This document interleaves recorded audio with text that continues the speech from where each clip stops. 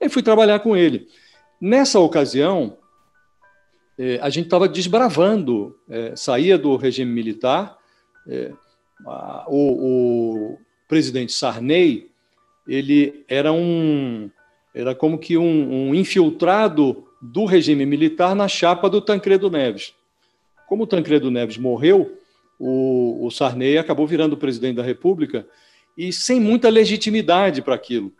E ele tentava se legitimar. Ao tentar se legitimar, ele abriu a cobertura política, abriu andares do Palácio do Planalto, que eram fechados na ocasião. Como ele precisava se legitimar, ele abriu de uma forma inimaginável.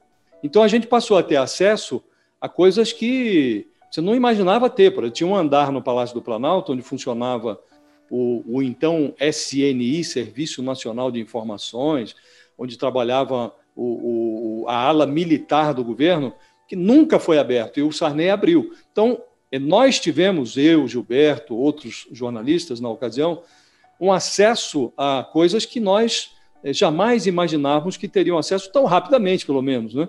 E era uma fase de constituinte. Então, nesse primeiro momento, eu diria a você que o que mais marcou foram as coberturas dos planos econômicos. O Sarney fez um monte. Então, teve essa percepção de que você estava desbravando um tipo de cobertura política que não havia, que era a cobertura essa pitada militar que havia no governo. Você tinha acesso a algo que era fechado. Houve a cobertura econômica, que também ganhou uma proeminência muito grande, e tinha a cobertura da política mais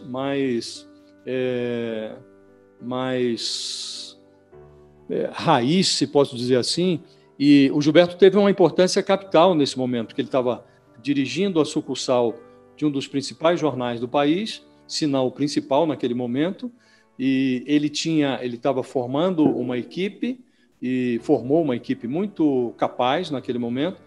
Então, nós tínhamos era esse momento era um temporal que estava acontecendo no país, e a gente estava no meio dessa tempestade. Nesse contexto, o Gilberto desbravou um outro veio jornalístico, que foi a investigação jornalística. Me lembro de um trabalho extraordinário que ele fez na área diplomática, de novo, desbravando uma coisa que pouca gente entrava. Havia uma fundação vinculada ao Itamaraty e muita irregularidade nessa fundação. Chamava-se Fundação Cabo Frio. E o Gilberto fez um trabalho jornalístico ali, se não me engano, ele ganhou até um prêmio por esse trabalho. Um trabalho muito interessante, muito aprofundado, que mostrava uma relação promíscua entre o Ministério das Relações Exteriores e essa Fundação Cabo Frio. Estava dinamitando alguma coisa que ele construiu de forma muito consistente para se aventurar em algo que era muito novo, né? Que é esse jornalismo mais social, mais preocupado com a educação e tal. Eu acompanhei muito esse período em que ele se consagrou como um analista político, como um repórter muito arguto, ganhou prêmios, e houve um momento em que ele fez essa transição. Ele começou a diversificar o interesse dele, a pauta dele, fez um livro muito interessante, se não me engano o título era Meninas da Noite, em que ele faz um trabalho bastante aprofundado sobre prostituição infantil, e começou a diversificar. Eu tive a sensação de que ele errava, porque ele estava consagrado.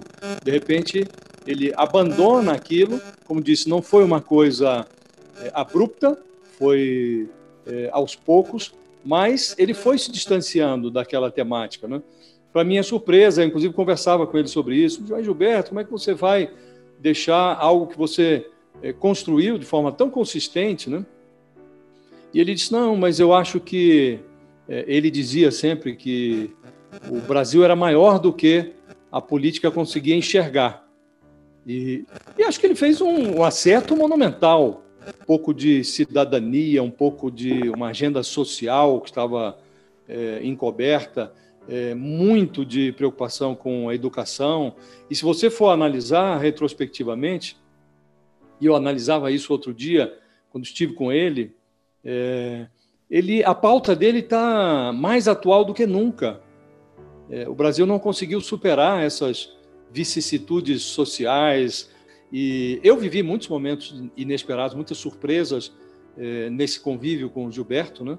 E acho que aprendi muito, e nesse dia que a gente conversou, nessa última conversa, eu fiz questão de fazer ver a ele que ele tinha esse mérito, né?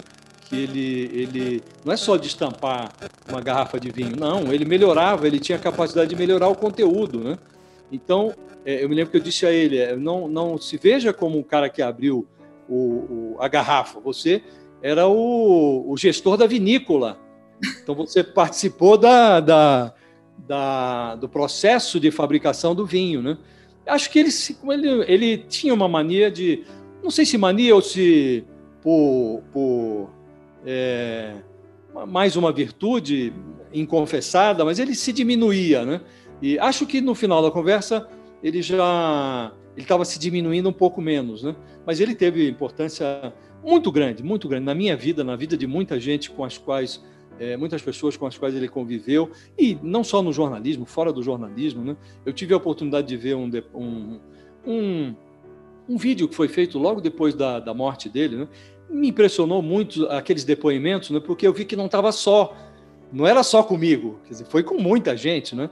E acho que isso foi uma característica da vida dele, e isso marcou, né? E o que é mais interessante é que, mesmo não estando mais aqui, ele está aí, né? Ele está aqui, ele está nessa nossa conversa, eu lembro dele aqui cotidianamente, em passagens que eu vivo hoje, ele está aqui, né? Ele está presente e tal. Isso é muito impressionante. E não é qualquer pessoa que passa pela vida e que deixa essas marcas, né?